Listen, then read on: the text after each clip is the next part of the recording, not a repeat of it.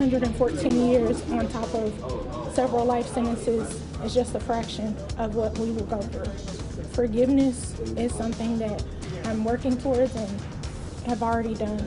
I don't hate him. I don't hate anyone, even though I have every right to do so. But he remembers my face, and that's what matters. The man convicted of shooting and killing 4 people at a Waffle House in Antioch was sentenced for charges related to the people he hurt in the shooting rampage. This was the final step in the mass shooting News 2 has been following since 2018. Stephanie Langston covered this shooting as it unfolded, and she was back in the courtroom for today's emotional sentencing. Stephanie, what can you tell us?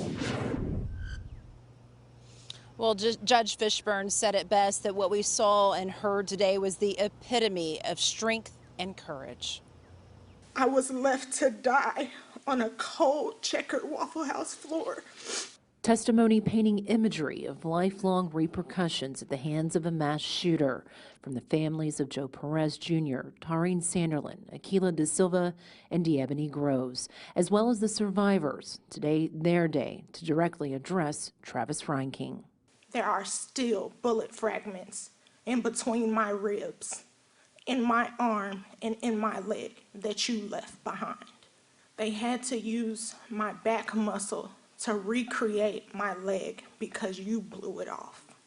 We saw little emotion from Reinking, many taking the opportunity to call him a coward, yet saying they pray for him.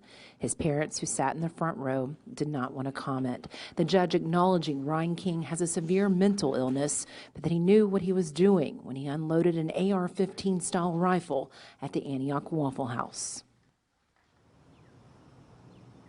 And James Shaw Jr., who is credited for his heroic efforts of wrestling away that gun from Reinking, brought his little girl to the sentencing today. We'll hear why he thought that was an important move coming up on News 2 at 6. Reporting live from the Birch Building, Stephanie Langston, News 2. Thank you.